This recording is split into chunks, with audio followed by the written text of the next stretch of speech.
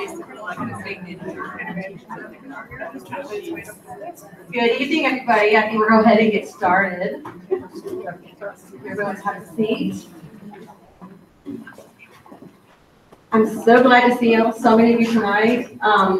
If you guys want to come over this way, so you can.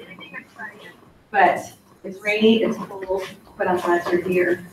Tonight we're going to talk a little bit about belonging. And I know that it's very different for all of you. Like what belonging to UA or anything that belongs to me is different than Kim. And it's different than Mrs. Weatherby, different than Ms. Hall. So I was kind of hoping that our parent council members would be able to talk a little bit about how they feel like they belong. And before I go any further, I think the question will come up was, what is parent council? And it's brand new this year. We're just getting it off the ground, but has one of my council members thought about it is kind of, we're like the tour guides or the docents at a museum. And we're going to try to guide you. If you have a question, we might not know the answer, but we'll try to guide you in the right direction. We might not know all the answers, but we'll try to get answers for you, help you out, tell you how we're involved, just try to make you feel comfortable and part of the UA family. So with that being said, can my parent council members just kind of raise their hands so that we kind of see who they are? And Dan and I, if you want to talk with any of them, you can go right ahead and do that. But I have Ms. Sue Addison come up. She's going to talk for a couple minutes about belonging.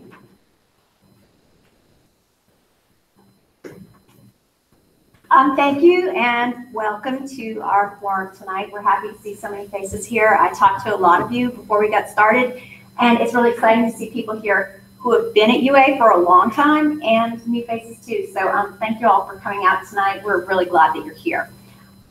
So for myself, belonging, I wrote a little note card because I get nervous when I'm talking to parents. I used to talk to children, but this is a whole other thing for me, and I don't really use microphones because I'm loud.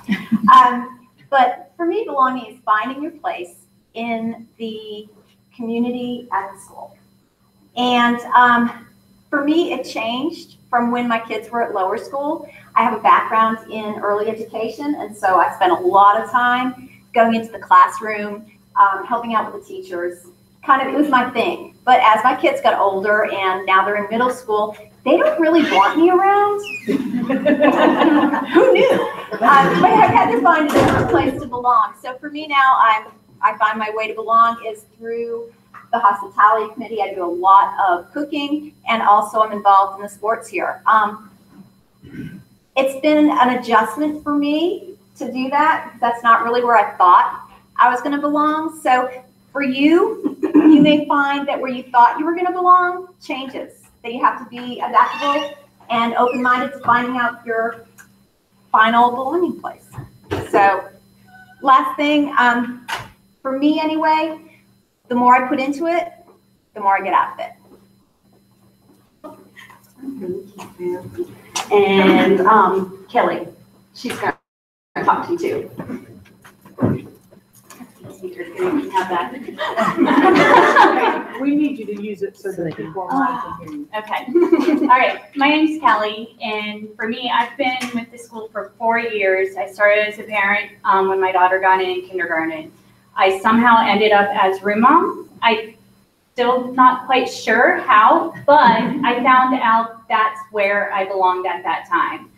I did room mom in kindergarten and second grade, and then I've done UAA cheer coach for the last 3 years. I've done basketball for K through 2, and I've also done 3, 4, and 5 for football. But again, I don't know, my kids are still young. I have a kindergartner and a 3rd grader. So in 5 years, who knows where I will be. But again, I feel like I belong because when I walk into a sporting event, people know who I am. They know that I'm a coach. People come up to me and tell me how well I've done. So again, like Sue said, you never know where you might belong, but there's always a place for everyone, and we really want everyone to feel like they're family. So we're going to talk about finishing strong in just a second, but that was, I'm hoping afterwards that if you have questions or concerns about where do I belong. I have, the parent council is very diverse, and we have moms who, it's only their second year moms. We have moms like me, I've been here for 12 years. We have parents that are part of athletics. We have parents that are band. So belonging is in so many different areas that I'm hoping that if you're not quite sure, you can talk to some of these people and find it out. Now, for finishing strong, again, big old broad topic that could mean anything to anybody. But again, I just want to give you some ideas because maybe you're feeling the same way as some of our other parents. Where are you guys? We're tag teaming. We're gonna do it together. Oh, okay. Good evening, everyone. You're holding, I'm holding. You hold, okay. Good evening, everyone. My name is Cardinal, and I have a 5th grader here. I'm Lisa Ann Noblet. I have an 8th grader and an 11th grader. And I've And been here since the earth cooled. so we were told that we're working on finishing strong. So we kind of put our heads together and we feel like finishing strong means different things to different people. And we've got different levels of stakeholders that are that need to finish strong. You know, the school as an entity needs to finish strong. Parents need to finish strong, and students need to finish strong. So we broke down a couple of ideas in each category. As far as, we'll start with the school. Communicating all important information, grade changes, carpool changes, and any important events that are going on, whether that be through email, text message, send a bird, whatever needs to be done, just so we can stay connected and we can be informed of what's happening with our children on a day-to-day basis. And we also feel like for the school to finish strong, they need to stay plugged in to the needs of all of our students, K to 12. All of us get hyper-focused on our little lane. And, you know, we need to remember that the school is dealing with K1, 2, all the way through 12. And you know, we need to give them the opportunity to address all those needs. And, you know, they need to take up the mantle and make sure that they are addressing those needs. The next category that we talked about was students. Yes, and finishing strong for students, they need to come to school willing and ready to learn. What we're calling this period is Wednesday. We all know Monday's a drag, Tuesday you kind of get going, Wednesday you can't wait for Friday and the weekend.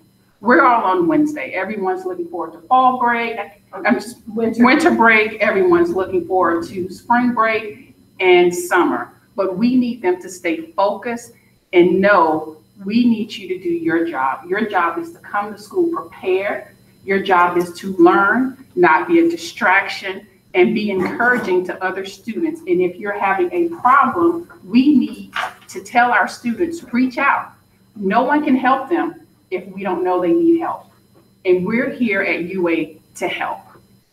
Another thing that we really need the students to do to finish strong is to remember the 3 C's of Union Academy. Does everybody here know what the 3 C's, the 3 important components of Union Academy? Okay, tell me, raise your hand.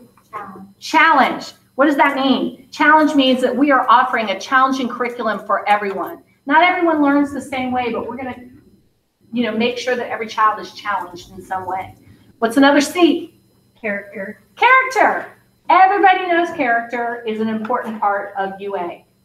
On this very long Wednesday, it's sometimes easy for 6, 7, 8, 9, 10, 11, 12, 13, 16-year-old boys to forget, you know, that character is the important component of UA and that we need to stay focused on it.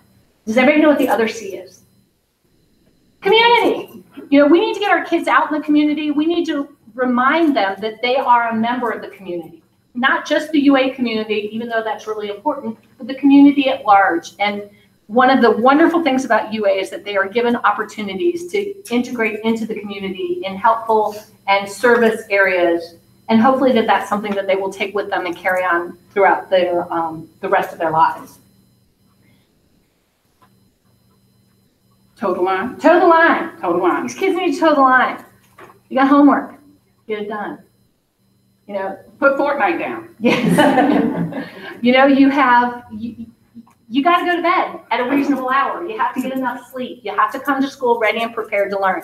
When you get to school, if you've had enough sleep and you've had a good breakfast, hopefully you are ready to, accept all the challenges that are thrown at you that day. But we need to remind the kids that that's their job. That's their job. Every single one of them. They all have that same job. No matter what their skill set is, they have that job. And also, Seek help. if you need it, find it. Find somebody to help you. Teachers, administrators. There are people all over this building that want nothing more than for each child to be successful. Let's just make sure that they know where to go to find the help that they need. And then lastly, us parents, and we don't need any help, right? Because we got it all together. Stay on top of school communication. We can't use that seed enough. If you feel that your child's needs aren't being met and your needs aren't being met, if you have gotten in touch with the teacher and the teacher hasn't gotten back to you, guess what? That teacher has a principal. Guess what? That principal hasn't gotten back to you. We have an amazing headmaster over here that is always available. But if you take advantage of all the communication that the school provides, the newsletter, the teachers' websites, the school website, chances are they have tried to reach out to you. They've tried to get the information to you. I miss stuff all the time. In fact, Miss Ferguson is probably ready to string me up on my pinky toes because I was like, I didn't get this. And she's like, you did. I'm like, no, I didn't. Oh, wait, yes, I did. Thank you. Forget it. So we all have those moments. Try and stay on top of it. That's our job as parents, to finish strong. Mm-hmm. Make sure you're doing your part, to get the kids here on time. On this long Wednesday, it's easy to want to sleep in late when it's a dark, cold Wednesday morning. Let's make sure we're up when we're getting there. And monitor your students' progress. A lot of times, especially when we have older kids, you don't check their homework, you don't check Power School, you have no idea what's going on. And if you don't know what's going on, you can't help them. Stay on top of your children because that's our job to help them finish strong. So thank you.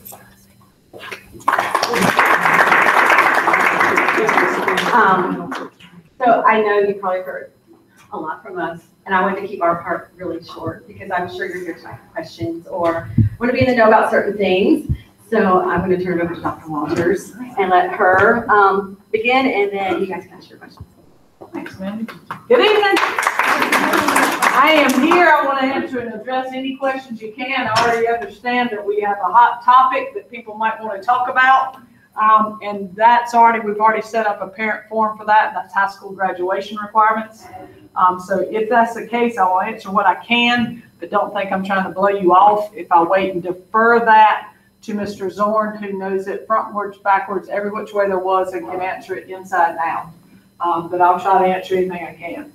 I can tell you a lot of my colleagues that are in school leadership or in business leadership or anything think I'm crazy to say, yeah, any of our stakeholders, which is y'all kids or anything, come at this time and shoot and fire any questions in the world at me. Well, I'm crazy. So I'm here. I'll answer anything because I want you to know this as we talk, and no matter where the conversation leads, I want you to know that I run the school, but this is not my school. And I can also tell you, parents, it's not your school either. It is your kid's school. And I want you to remember that, okay? And we want to do that. And sometimes kids don't know exactly what they want. But sometimes if you really, really ask, they really, really do. And we want to make sure that we're addressing those with your vision, our vision on the education side, and do what's best for the kids. But let's try to always remember that when we do that. So who wants to go first? Well, I'll go. All right. Is there a timeline in reference to turning in grades? Yes. Will you repeat the question if you can? Yes, I will repeat the question. Is there a timeline for when turning in grades? Meaning when a student turns in an assignment, what is the deadline for a teacher to grade that? Yes. And put it on Power School? Make sure I talk about Power School too. Yes, Ms. Stewart has 3 notes I've got to make sure I talk about. That was a test for her, there really only two. I knew that. The timeline depends on what the assignment is. What I mean by that, let's say it's a high school research paper, it should be a week. If it's a in-class, multiple choice something, no longer than 48 hours. And I asked the principals that before a week ago about something else, but for the most part, that's it. You got to remember, for example, a high school English teacher is probably grading 120 papers. And that's a lot and time consuming, and that's why that is, depending on what the research project is or anything. So from anywhere from 48 hours to 1 week. Okay, second part of that question would be, a lot of us as parents, when it comes to the end of the quarter, your phone is dinging like this with Power School grades. And you're all of a sudden, my child has gone from having a 99 all the way down to a 76.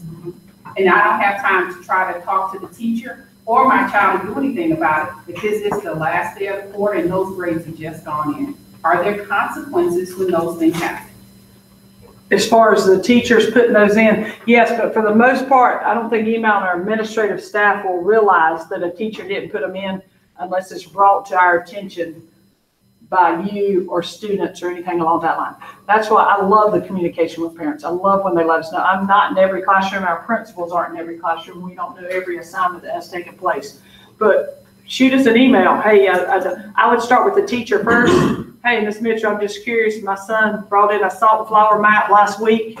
I haven't gotten a grade on it yet. Who knows what a salt and flour map is? Just testing you.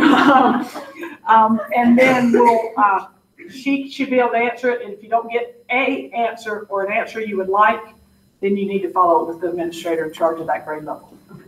Does that answer it completely? Yes, absolutely. Can I Sure. add to the Yeah, sure. communication part? Communication wise, if you email a teacher, how long should they get back? How long should it take for them to get back to you? My general rule for me is, for myself, is 24 hours. I tell my principal, if it takes them over 48 hours, I'm disappointed. Even if the answer is, I got your email, I'm working on it. That is an answer. You might not have an answer to the question at that time, but you have that. And then I would say for teachers, I would like to steer around the 48 hour. Okay.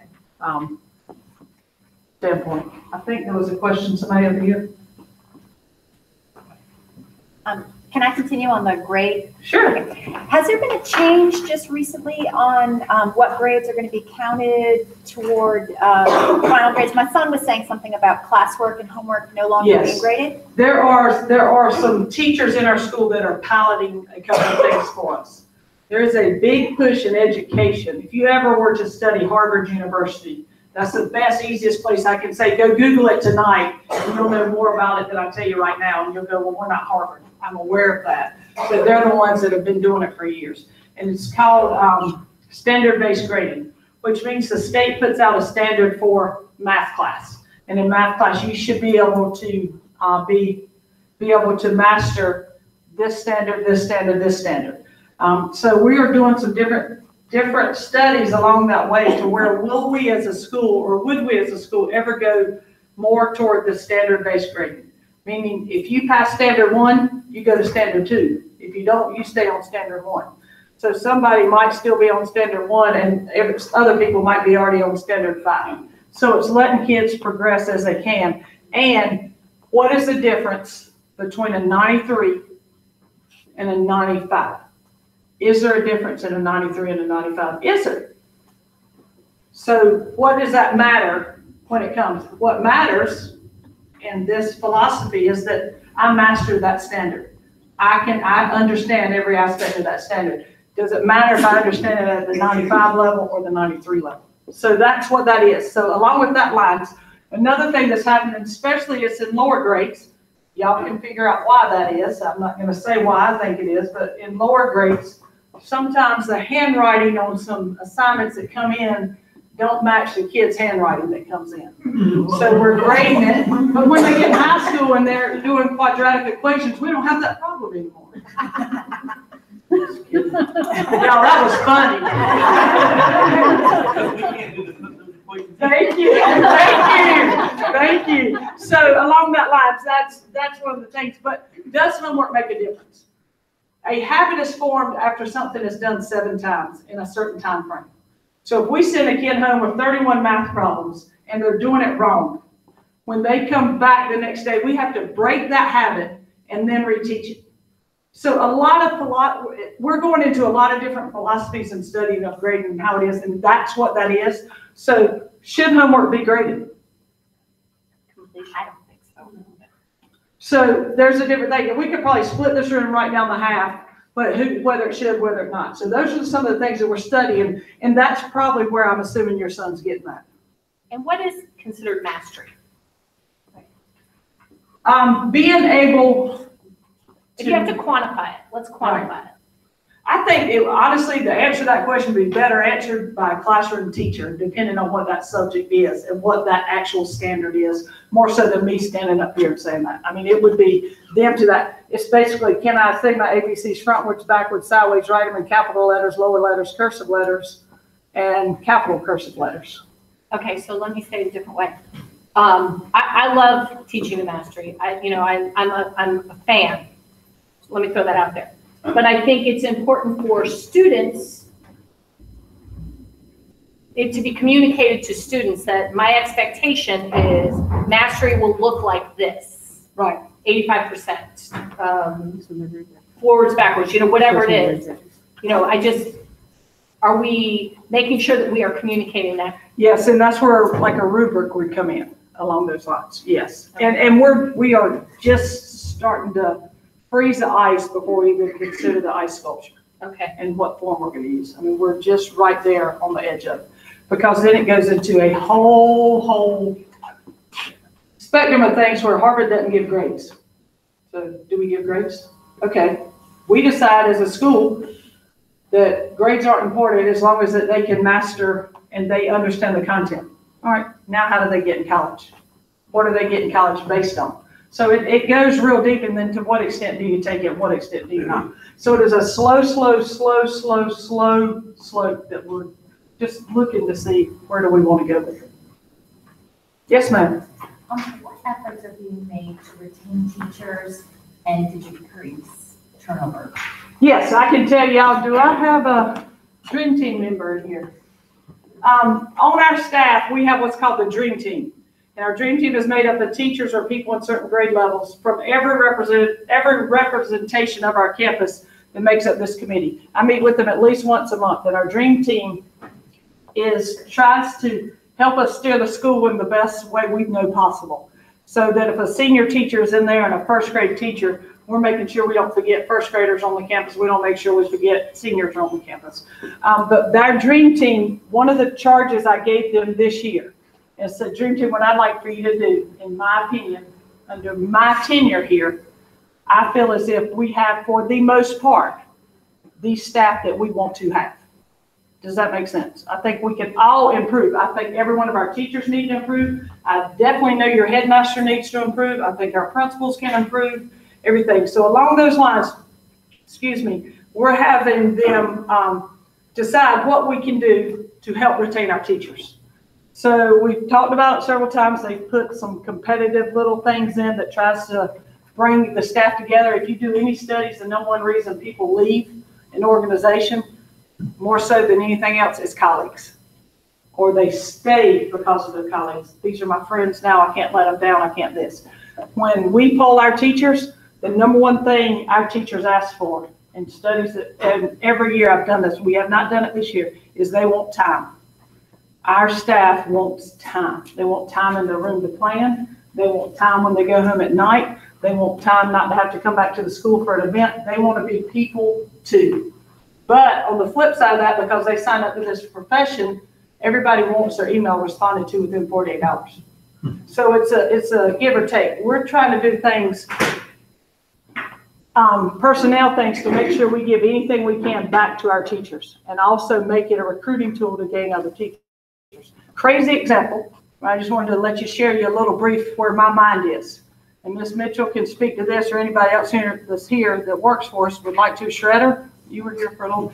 Anyway, we put in a gym. So we have a staff fitness area right here where a teacher can come in before school, after school, use their planning period, and they can work out, and they can take a shower, and they can make it back to class. And the reason we did that is threefold. The trainer that we pay for that position is less money than me giving a raise to 242 employees. If I took that person's salary, divided over 242 employees, everybody get about $1.20 more in their check, and they would never even see it. But now guess what? They don't have to join a gym at $35 a month. They have childcare while they're here because we provide childcare free to our staff after school. And those type of things are what we're trying to do to make sure our salaries are still less than Union County Public Schools for the most part. But I can tell you, Union County Public Schools is less than Charlotte-Mecklenburg. Charlotte-Mecklenburg, Union County's, what do you call it? That's my battle, and I'm going to tell you why you make less here. It's because they say if you work in CMS, you get hazard pay. Not sure if it's true or not, but that's what everybody down here in the country says. Well, over here, in this part of the country at Union Academy, we say, hey, look at our kids and what you deal with in the classroom and the pressures you have as a teacher compared to what you have in Union County Public Schools. So that's our fight. I can tell you we're getting much more competitive with our salary based on some different things we're trying to do. Did that answer your question? So we'll continue to do that. The number one reason people get out of education at Union Academy, when we pull it, we chart where everybody goes. They had a family now. They have a kid. I'm staying home with my kid. My husband wants me at home. I'm not going to work. Over 90% of our staff is females, and that's what you get. And then there are some that left, and there are some that said, oh my God, I wouldn't dare work for Dr. Walters again if I had to. I mean, that's the kind of, yes, but the majority of the reasons are because family. These are some good questions. Yes, ma'am. I'm going to go to the K through 5 room. Okay. When will the playground be done? Do we have an ETA for that? And then when the playground is done, are our kindergarten through second graders going to have 2 recesses? The question is, one of them I can't answer. And the other one I'm going to make up. No, I'm just kidding. The question is for those people, I don't know if she told y'all we're streaming live. So the question is about the playground K through 5, when will it be done? And then when it is done, will K through 2 go back to having 2 recesses again? Right now, it's raining again. So it's very, very hard for me to answer that question. Last week, when it quit raining for 6 hours, I got an email that said we're shooting for March 1st. In my unprofessional construction opinion, I do not think it'll be done by March 1st. And my reason is really and truly, it's not them, it's not us, it is just raining like crazy. And I'm sure that we could push things forward and halfway do it, but you know, we're spending a lot of money on this playground, and we're going to make it correct and make it right. And if we have to wait an extra month, I want to wait an extra month. But we're ready. I think when this playground is done, everybody will be extremely, extremely satisfied with it, especially the kids. So, and then the next question, 2 recesses. I cannot answer that question. I can tell you that every year we make sure and look at every schedule, K through 12. Are we doing what's best for the kids? Do we need more English time, math time? What are the trends in education? Which way should we steer it? And that's one of the things that has not been on the topic that we would definitely do that. But I can tell you with our teachers on those grade levels, they understand the importance of physical movement with education. So they do a lot of little things in the class. The good thing about this playground is it will have a turf field. Turf, there's no grass, it's all artificial turf, which means if it continued to rain tonight like this, and tomorrow it's not raining, we could go play. Currently, if it rains like this and where we are out here, they won't be out there for another 2 days or 3 days based on that. And that's one of the reasons the playground is so expensive, but the benefits of that and what it does for a kid when they're playing is well worth the money that we're spending on it. Yes, ma'am. We had an online question asking when the fine arts classrooms will be open for students. The fine arts classrooms are as close to being finished. The new gym, when will the fine arts and the new gym be open? We are really ready to turn the keys over, or to get the keys as close as you can be. There's a few little things we're trying to do. When we moved into the lower school building right now, I mean, we moved in like this, and I'm making this up, but we might now find a light switch cover we never put on. Don't think electrical, we have them all covered, that's the first thing that came to my mind. But along those lines, we want to make sure when we move in here, everything's right, everything's set. The fine arts rooms that are moving in some very expensive equipment, band instruments, different things along that line, and we want to make sure we have a place to put them. Our maintenance crew are building lofts in the storage rooms over there. They could be out there still tonight because they promised me they'd get them done this week. And then we're ready to rock and roll. There are several things with that facility. What we're planning on doing is opening it up as a soft opening. Grades 3, 4, and 5 go in there every morning, and that's their staging area before they go to school. Now we're going to start doing a couple of different things. We're going to hold a couple of classes in there. Then we're going to move the fine arts in. Then we're going to do this before we ever open it up to like UAA or anybody on the weekends. It will not be open up on the weekends for several more weeks, if not a month or so. And that reason is we got to make sure, currently, if you get in the high school, in that new gym now, you can get in every building on this campus except the middle school gym. So we got to make sure, boom, we have the doors set right and everything can be locked up appropriately. Yes, ma'am. Back to the teachers real quick. So we've been here for 2 years, and there's been some times where the teachers have been teaching one subject one year, and then they'll have them the following year. It's a completely different subject. And so as mine start to enter into high school, I guess my question is does that specialization start to occur so that they're getting taught by a teacher that has training in that subject? Yes, it really does. There are certain college degrees that teachers receive that are, like Ms. Mitchell, if you don't mind, what's your undergrad certification in? Speech therapy. And? Education. What's your certificate? Bachelor of Science in Speech Therapy, K-4. She, K-4 to 8. K6. Yeah, she has a K6. I'm saying this because you're in here. She is absolutely positively one of the best teachers we have.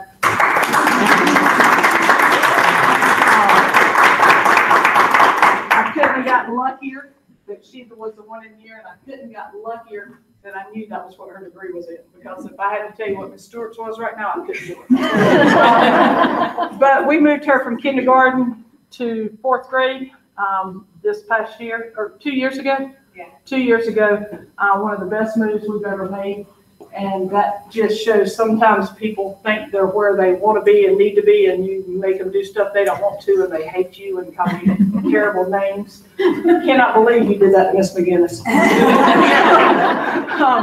And then end up that, yeah, this is right. This is, I like this. But then there's also times we could have made that move and it's been the worst decision we ever made.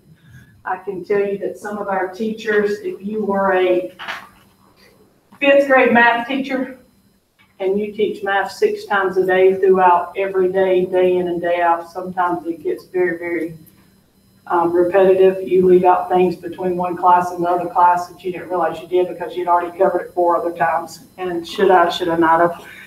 We don't want our teachers to get stuck into where they go get the same lesson plan out, the same file cabinet each and every year. And I also think based on personalities and some students that are coming through, what those students might need at what time. So a lot of stuff goes into that. And sometimes teachers want to change. And sometimes they want to change and they don't want people to know they're the ones that wanted to change. You know, that my administration's having me do this, and that's fine. That's what we'll do. Does that for the most part answer your question? Yes. I have one on the change in the graduation requirements. I love the idea of a leadership and research course. Can you just tell me a little bit about what that's going to look like? I could try my best, but I wouldn't be making it up for the most part. Well, I can tell you that when we talk to colleges and universities about what they're looking for in kids, our community service program is one of the most impressive programs that they see from a whole school. and what comes out of a school student-wise. They're very excited about that, and the next thing that they always ask students or us is what leadership skills are they doing? What kid can stand up here and do what I'm doing right now? What kid can have those conversations? That's important, and one of the reasons we have in every grade level, every student is to present an oral presentation twice a year. And that is, goes right along with the lines of when we get up to high school, what will we do leadership-wise? So that's not an answer to your question, but that's for the most part, that would be a great question for Mr. Zorn to answer specifically, because he would talk as a high school principal specifically about what all that would entail. Yes, ma'am. I just noticed this, I guess I should notice before. The other day I picked up my son's ID badge. And he's in 8th grade now. And his picture is from like 2nd grade. He was so cute. Adorable. My junior was. And my daughter's a junior. And hers is like 5th grade. Yeah. So, they look similar, but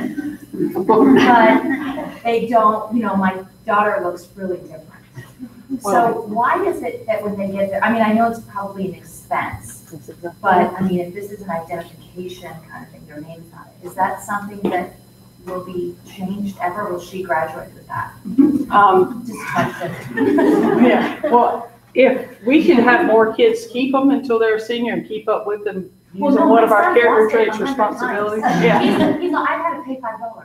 Yeah. We've now been Yeah, I had to updated, pay but for it. sometimes we don't have updated photos of them. Yeah. They use the same picture. According to Ms. Stewart, IT director, based on this, if when your son loses one and comes in and gets one, if we have an updated picture, they use it. Otherwise, they print what they have and Okay. send it back to them. Okay. And sometimes when they get it to know to print it, they don't know who your son is. They print the badge, he walks in, they go, "Is your old one?" Yeah. That kind of deal, because he's not always in there when he goes to get it. Is And that we can always take a photo of them right there, like if they just prefer. I just wonder, because they're older. Yeah. And I didn't know, I mean, obviously they don't get new ones every Mhm. year. We have talked about maybe doing, like as they transition from like the That's a lower good school to intermediate to Yeah. middle to high, doing new ones. Yeah. And the costing has been an issue, but I think it's something that we hope to put into place Yeah. in the coming years. Yeah, Especially for high school. exactly, because they Yeah, change so hers much. is- Yeah, she's changed a lot. And, she's a junior, and I think hers is like 5th Yeah, grade. it's certainly something that we've seen is an issue Yeah, and one that we hope to be able to fix by doing it by the different grade levels. yeah. Could they not put a fee in for like the 5th grade, 9th grade, with an additional fee in there? we worked on activity piece today. I will make note of that. That was more on the given. Honestly, you put it Yeah. in $5, I mean, we're paying, look, in August, I'm like, wait, how much do I have to write out? How much more do we have? At $5. I don't know, I'm with you, I think it's good to have them updated and not have them in 4th grade when they're seniors in high school getting. I cannot disagree with you at all. I didn't think you would. Just kidding.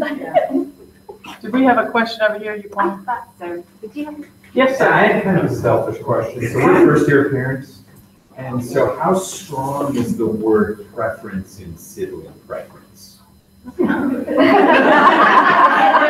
Yeah.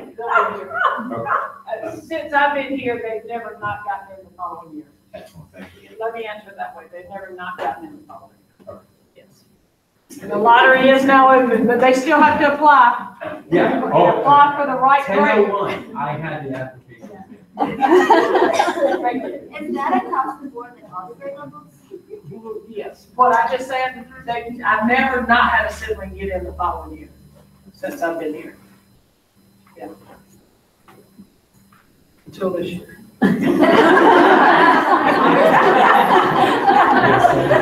Yes, ma'am. With everything that's going on in the world around with different school violence and different things like that, are there going to be any additional safety measures that you put in place? Yes, the question is, with everything going on in society, are there going to be any other additional safety things put into place?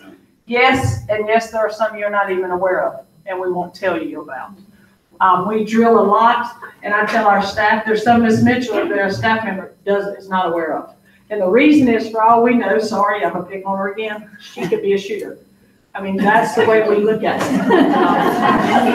She is one of our best teachers.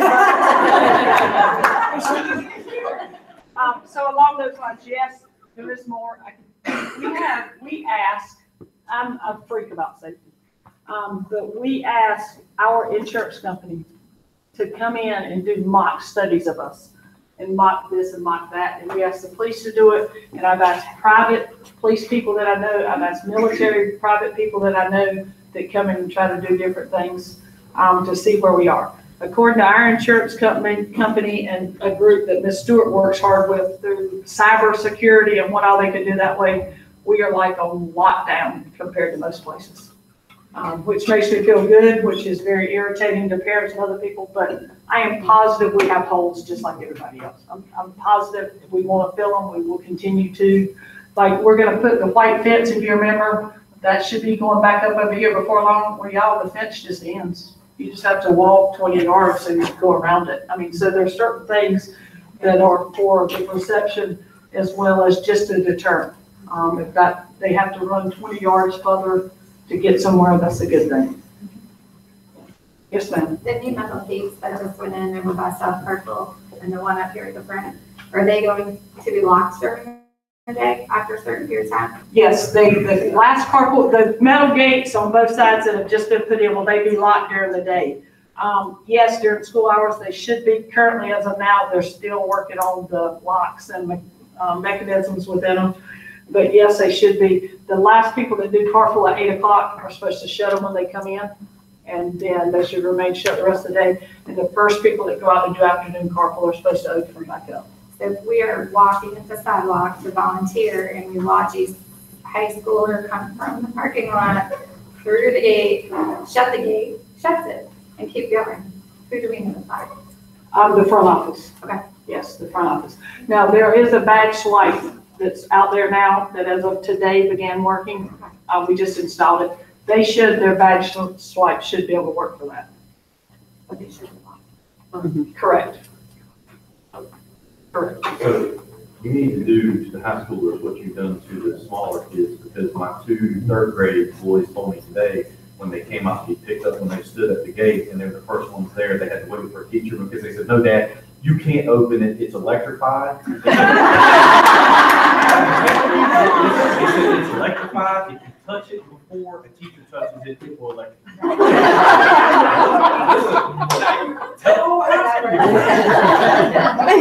Yeah, without that, high schoolers are going, hey, y'all, watch this. Third graders, That's hilarious. That's a good one. I do know some teachers are working with the students though as well. I know Nathaniel came home and he said one of his teachers just literally took them through a whole scenario of safety and what to do, and she's got stuff all around her room for protection, so. See, that's great. And the overall philosophy of the United States of safety and what happens and how we handle a lockdown has changed. And I'm sure in 3 years, it'll go back the way it was 4 years ago. I mean, so it hits and miss all this. Now we're taught to fight. You know, used to, you would go crouch down in a corner. Well, when you crouch down in a corner, I hate to say this, but one bullet could hit more than one person. And now it is grab anything you can and fight. So, next subject. And I want you to know, I literally picture in the event we did have an incident.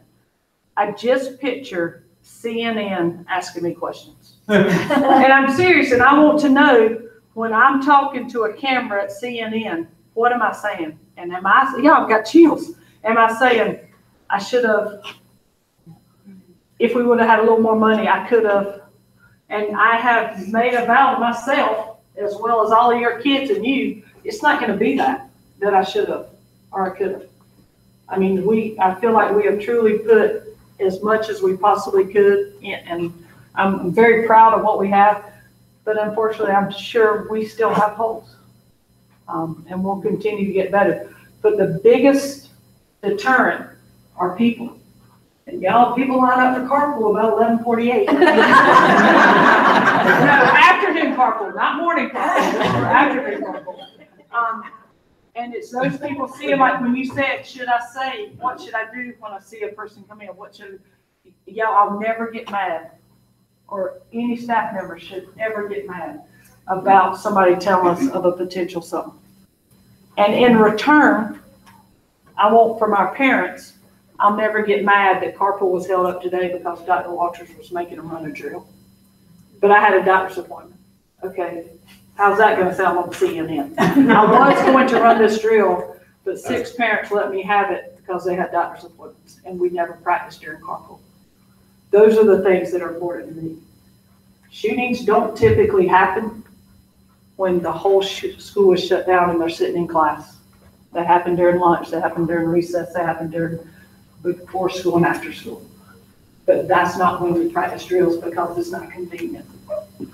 And it's that, oh my gosh, what is it gonna take, how upset am I gonna have parents if I practice it at this time?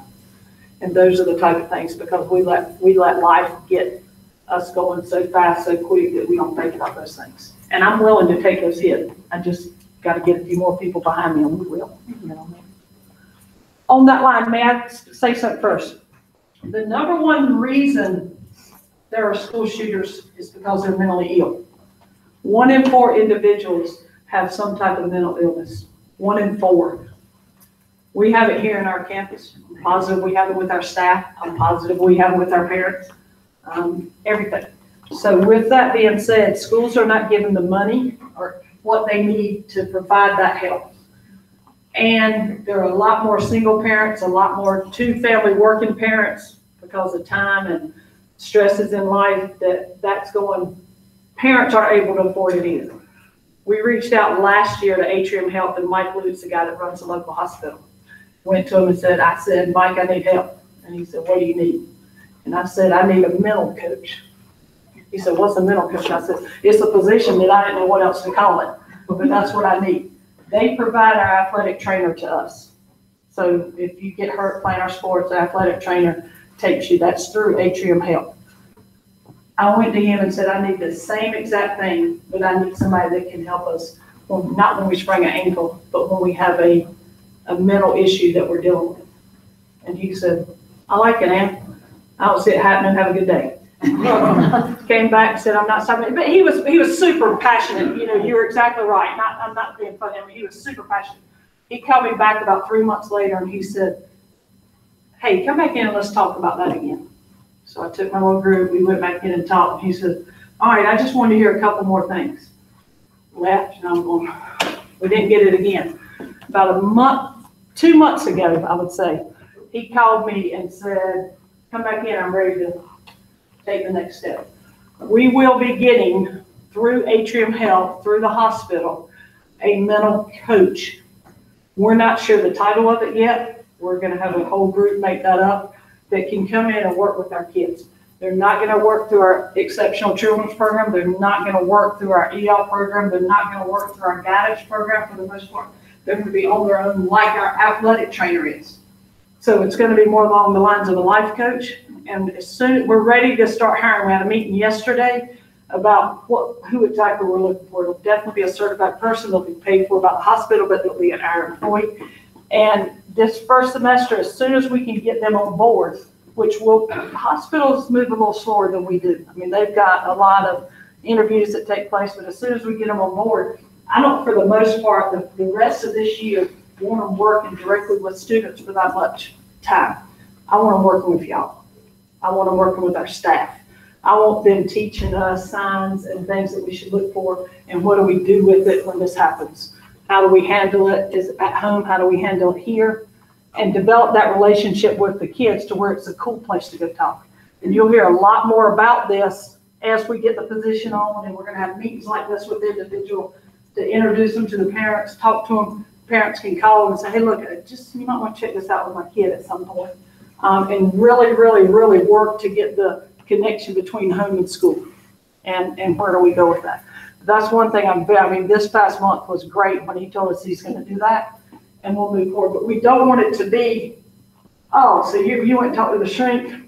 Yeah, that's not what we're looking for. We're looking for a partnership and somebody that'll come in and it's cool too. Does everybody, I hope you know Beth Russian, who runs our EL program. Beth's one of the cool people and teaches a cool class and does all the fun things. So we're probably gonna put this new employee sort of along with Beth while they get to know the kids and work with the parents. And then we'll move from there into exactly what the program looks like and develops.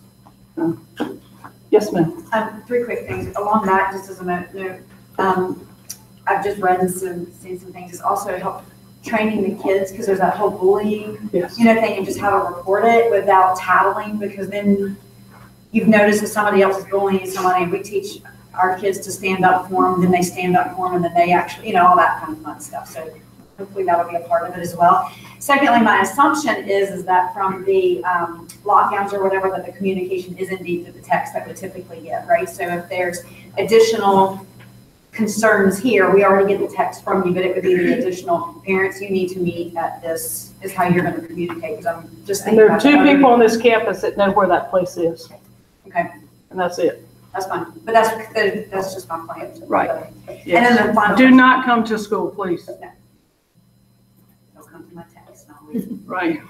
And then lacrosse. Is there an option for lacrosse for high school teachers? There's an option for anything that our kids want and deserve. I can say that.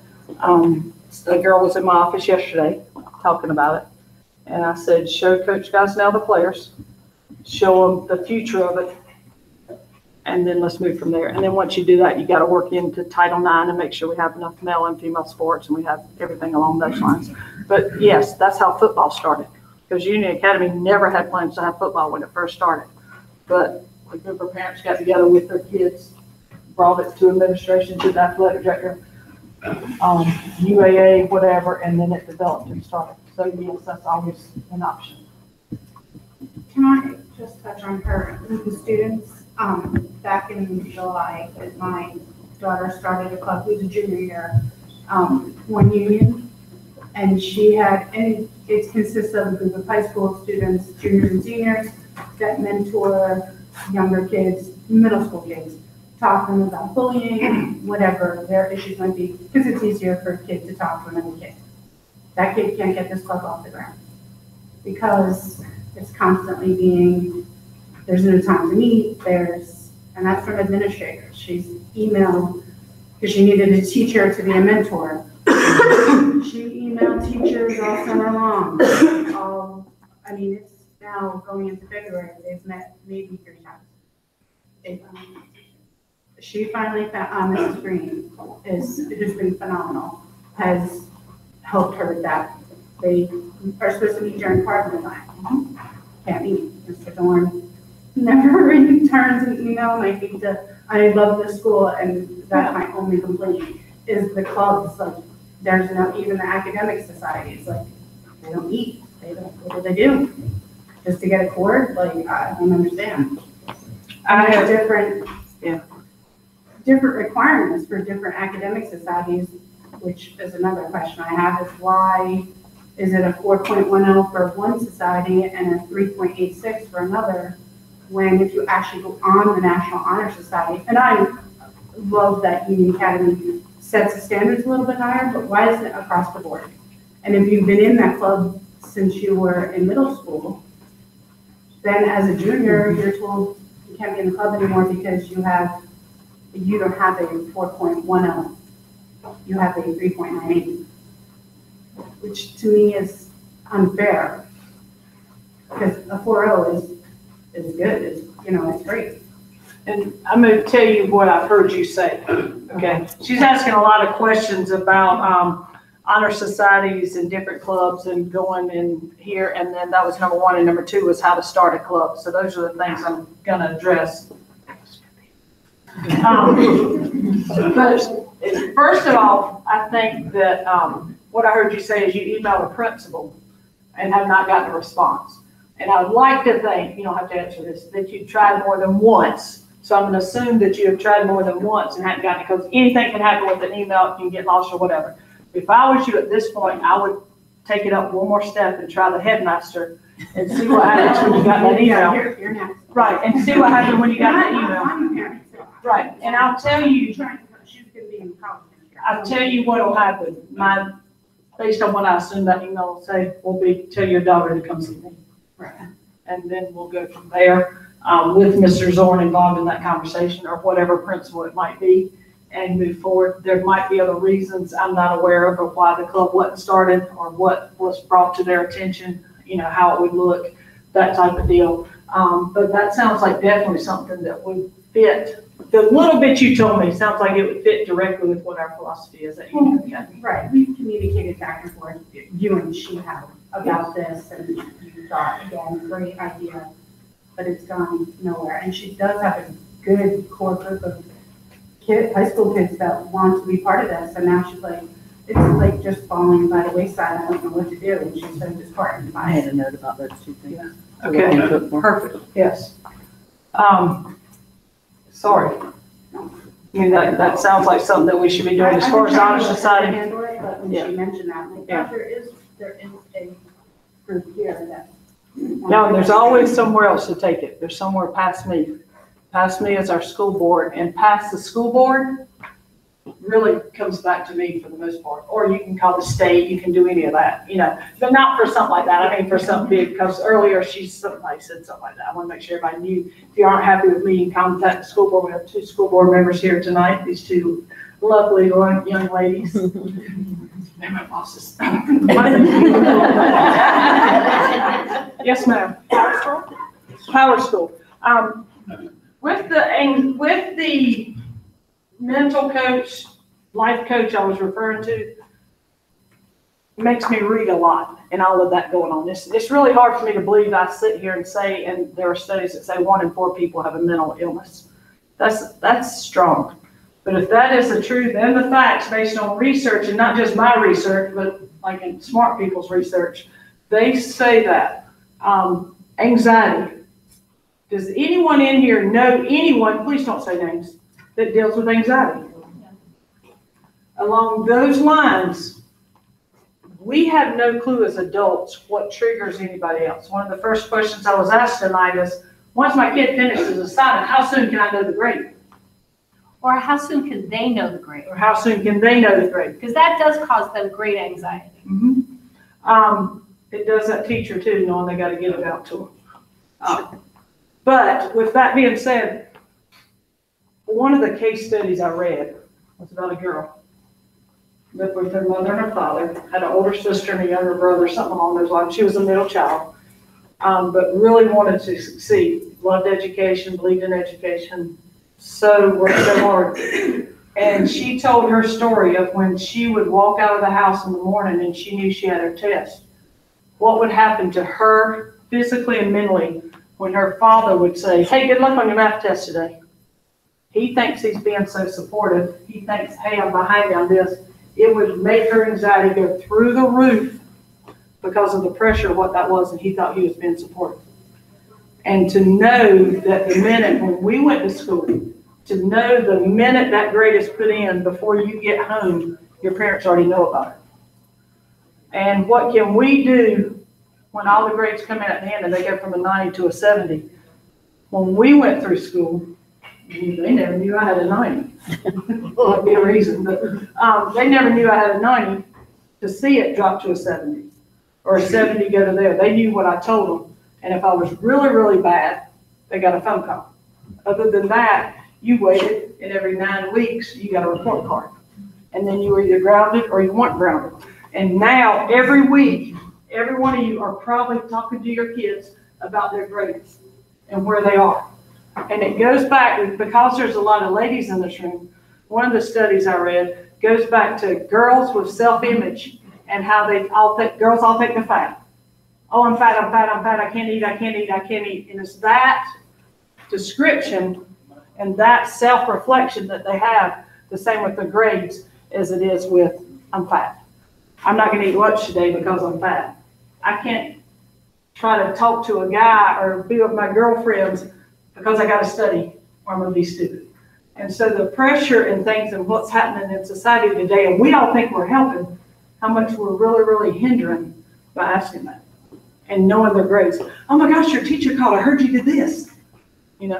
So just think about that. With this mental coach, who's gonna know a whole lot more than I do about it, we're gonna have these type of conversations. It's still up to you as a parent, what you decide to do with them. It's your family, your kid, your life. But we wanna make sure everybody realizes when you say, oh my gosh, good luck on that test today, that you might actually be damaging or scaring or making certain people freeze because of the pressure of it. So that's what, with Power School, just sort of know that and think about that as you have conversations with your kids. That's all. So mine's not really up. So my daughter's in kindergarten. Just kind of a statement. So I drink the Kool-Aid by the gallon. So I'm like the parent that probably everybody hates. But when Not me. I'm like, Dr. Walters, tell me who's saying somebody mean value. I'm like, I'll take care of them. But when you were talking about like where do you fit in, I immediately thought about the very first UA football game, because we came and I said to my husband, I said, would you ever think, because my daughter would be, our daughter would be going to Puerto Ridge. So I said to my husband, I said, would we ever go to a Puerto Ridge high school football game? Like we just went to a high school football game with our kindergarten daughter. So when you talk about where do you fit in, like I feel like you fit in everywhere in UA. Like we just went to a football game and all of the kids were running around. Do you know what I mean? Like all the kids were running around and so excited to see each other. And like parents were everywhere just kind of watching, you know what I mean? Some parents were sitting in the stands watching the football game, and like the cheerleaders, like the older cheerleaders were still like so sweet to the kids, you know, waving at them and saying hello. And the kids were playing, and like we didn't think twice about it. And it's so strange, think about it now. But I mean, we would never ever, like that's where you fit in. Like you fit in at UA. You know what I mean? It's not like you fit in at UA. And same thing with Boo Bash. I was telling someone, I don't remember who it was, but like Mrs. Story, Mrs. Story is Caroline's teacher, and I was blown away by Boo Bash, like blown away. And you guys should charge much, much more. I know. And Mrs. Story's class won the candy, by the way, so y'all know. Both candy donated. But all the kids are playing. I mean, again, like here we are on a Saturday night, they're listening to a band, the kids are running everywhere, parents are talking, and we're not like thinking, oh gosh, they're all just running around, having fun, and all of a sudden they all disappear, and we're like, what? No, they spotted Mrs. Story from all the way across they're flying towards her. And there's my kids, and you know what I mean? And she's hugging them, and all I can think is like, that's where you fit in. Like we all fit in here. You know what I mean? Like we fit in here, this is your place. And to me, you made the effort to come to the game. Mm-hmm. You know what I mean? Like, but without that effort for you to come to the game, you never would have given us a try. And that's what it's about, is getting out there. And if the first time doesn't go good for some reason, show up again. I promise you, that feeling, everybody will get it, not just in the stories class, everybody will, but you gotta show up and be a part of it. And you have to be receptive, to it. But no, thank you for sharing that, because that's what it's all about. now I will say this, that I just say this because you know everybody complains about carpool all the time, and I just say this, I said, listen, the only two places I'm gonna let anybody in front of me is the UA parking lot and church when I'm leaving. That's it. I mean, I might let you out, like, if you got a UA sticker or something, but that's about it. I might be like, all right, get it. You know, UA sticker, get it. That's it. All right, let's take one or two more. They're giving me the signal. Cut it off. Oh. Anybody? Yes, ma'am. Yeah. I am South Carpool person, and I have a question of if anyone has ever considered not letting the parents walk and get their kids, but maybe have like monitors for the kids when they get in their cars or something. Yeah, so I promise you, we have discussed that every week we've been here. We do not want them out of the cars. Right now, I like the monitor idea. I just picture a 5-year-old on the other side of a car and us not seeing them. And we start rolling. I just picture it. We had that discussion before we moved the monitor this past time. I think it would be something we might could try. We've talked about just having parents get out and stand where they are and wave to them. And at that time of the day, the kids are really excited to see us and they're looking for you. It's not like you're taking them out of the pool, where they keep going underwater. But that's it. I would like for that. It just makes me nervous. It really makes me nervous. I think parents would be open to standing on the sidewalk. Yeah, just come right to the Just stand sidewalk. right there beside your car. Yeah. Tweak somehow, because it's It's painful right now. It's really painful. What about over days? Oh, yes, generally as fast as you're supposed to. So like, when you allow every parent to get out of the car, Yes. slowest parent will do the entire car lane. Yes. And you have not their fault, and Right, that's right. all different situations, I get that, but it's not fair.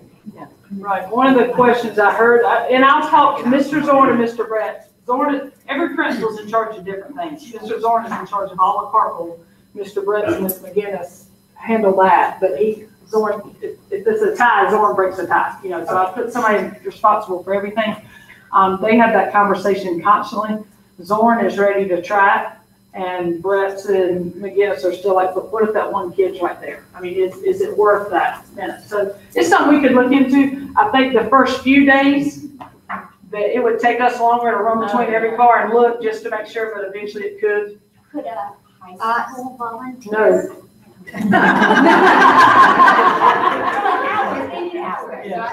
I wouldn't want to put the high school kid in that situation. Another thing I got a question, somebody asked me is why do we change carpool? Like just, whenever we change it, an hour and a half before it changes? I can tell, well, in other words, we were making a change last Tuesday in afternoon carpool on South Side. We sent the note out at 11 that morning and it was gonna change in 2 hours or 3 hours. Well, they were out there waiting. Why are they complaining? They were already on their way, you're right. But my point in that is the reason we do that, previously, we've sent it out a day or 2 days or a week before, and then they're doing both of the things, the old one and the new one. Because these read the whole thing and they're not supposed to start it till Tuesday, and these didn't, so they start it the Thursday before. So that's the reason when we send it out right there and say, right now, an hour and a half, and then you don't forget about it, you don't this, you don't that. And to us, that works better than any of the others, based on what's happened previously. Yeah, I like the new setup. I think it's flowing better for those of us that have a younger and a middle or a high. They don't have enough time now to get, because I literally pass the scanner and then I'm not in the waiting zone long enough for her to get across the clock. And I'm always waiting on her. Like, so I think now. You're waiting on the older one. I'm waiting on the older one because they have to come so far. So now I think that's the holdup, which that was the holdup in the beginning. And then we lengthened the waiting zone, and now we're back to the first issue of now we're having to wait for them. And today they just got back from the field trip, so that just messed up everything even more. So I don't know how we need to fix that. Ms. Stewart's taking notes of what, let's ask that question. Because I think that's part of it. I would like to add something as far as the carpool goes. Okay, you've got to be patient because my niece's son was run over by his bus because it's raining and there weren't enough people out. They didn't see him and he was killed. Wow. So you've got to be patient and let them get it worked out. Believe me, it's not inconvenient when you think of your child. And that's something she has to think about every day with Zach, because they just didn't see him. So it's really important to get that worked out. That really, they're so little. They are, and so busy, they can turn their head and they're out there like that. I can tell you my number one pet peeve as far as what parents do that burns me up about carpools is when it is hot as blue blazes, as my mother would say.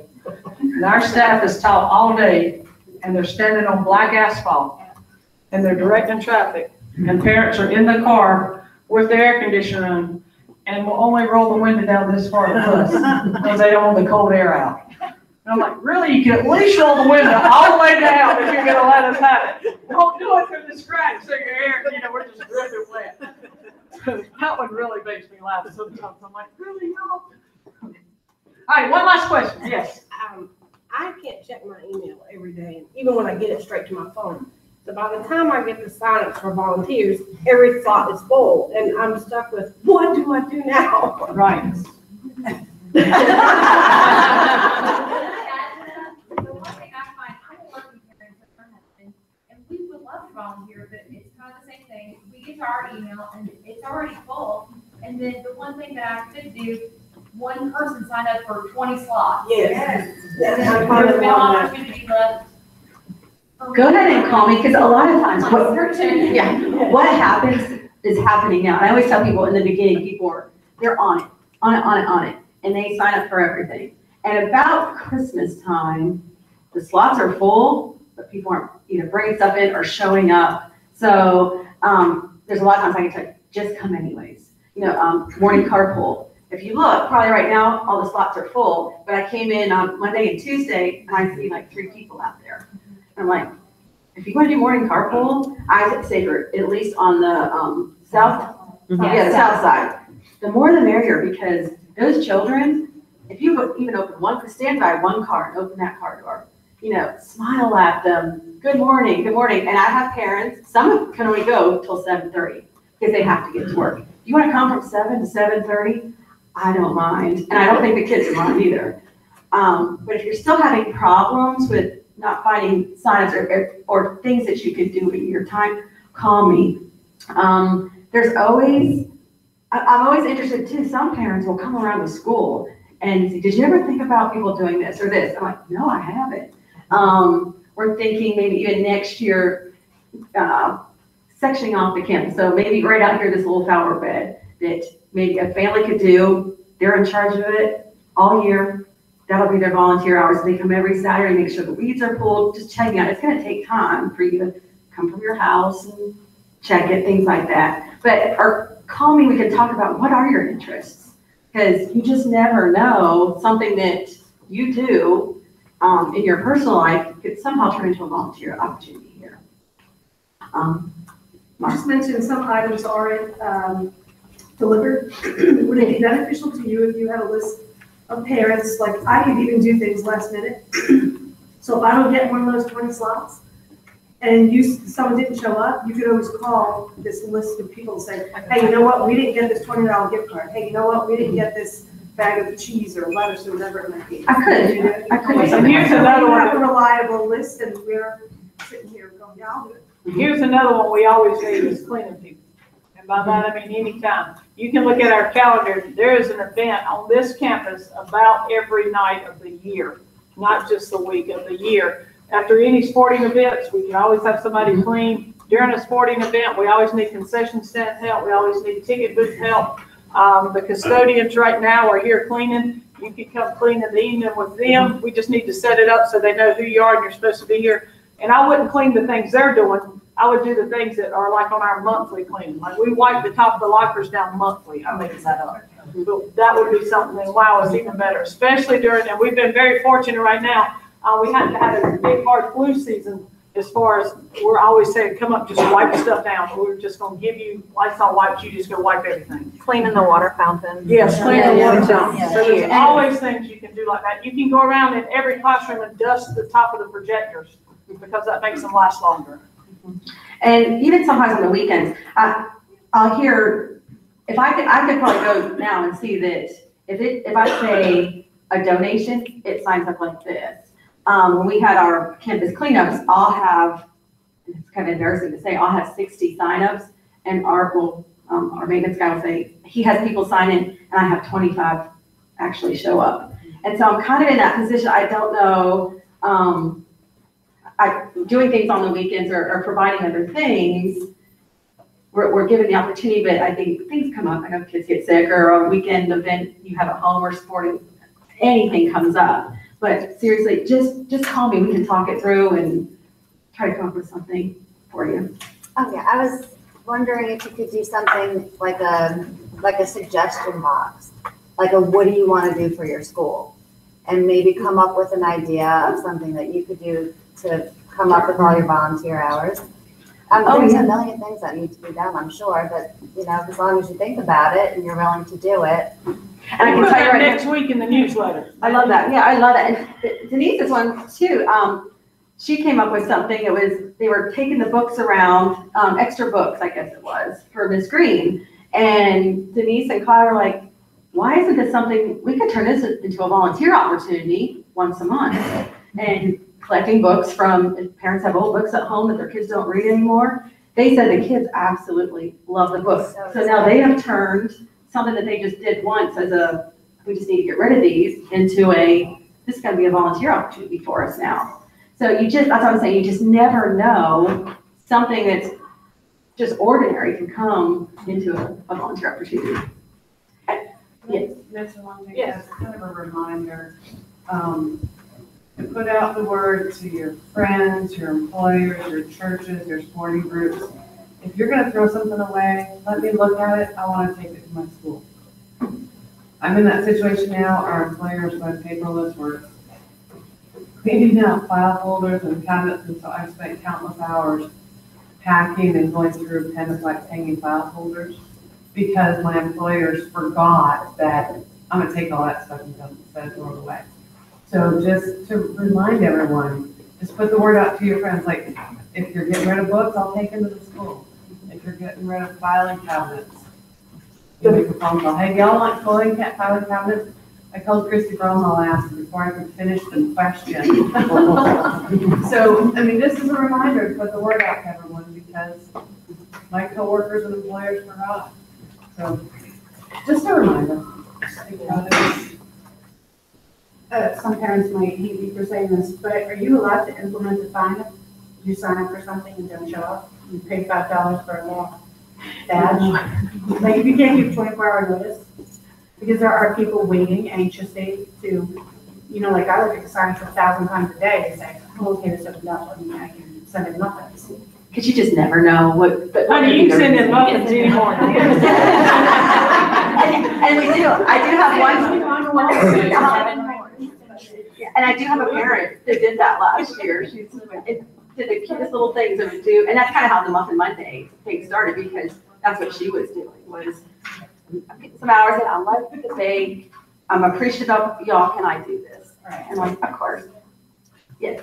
I'm not familiar with the functionality of that sign up thing, but if somebody signs up, right, and then do it, and they still out of that? They can, but a lot of. So, yeah, I mean, I know with her that, like, right, you know, I mean, but that hurts, you know, whatever's going on, you know, like the walkers in the morning, I mean, that's a critical part of carpool.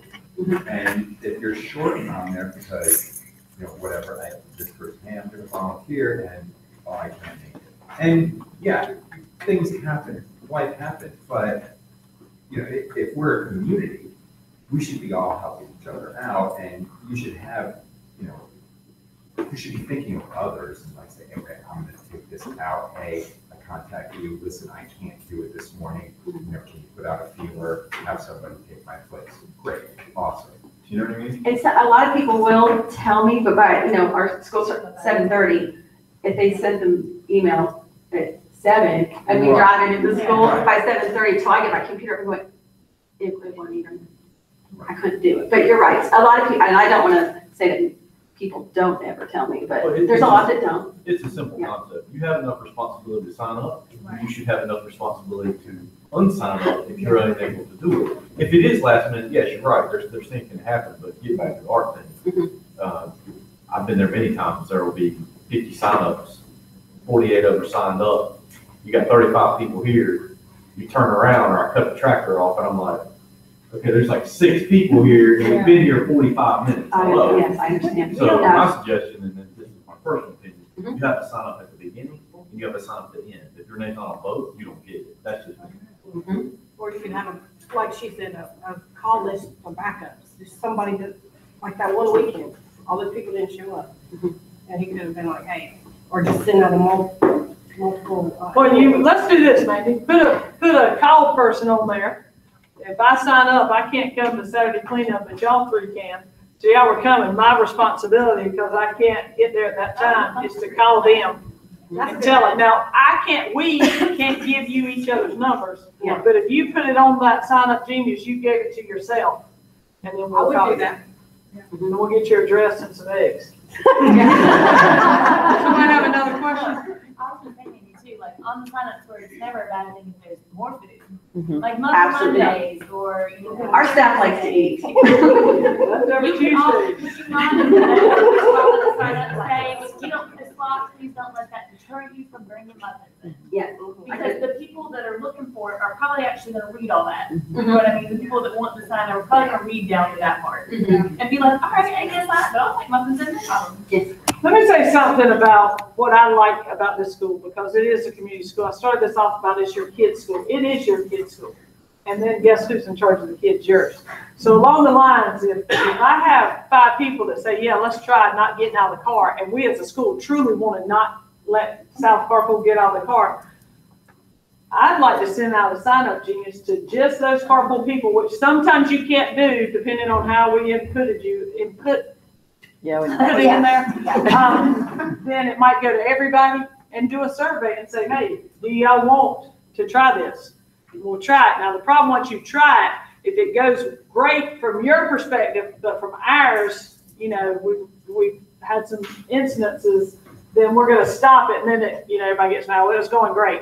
But along those lines, I love to do things like that. Let's put it out there. Let's ask. That's where the dream team I was speaking about earlier with retention. I've asked the dream team, y'all are the ones that I don't want to leave, so how do I keep you here? Put together something we can do to keep you here.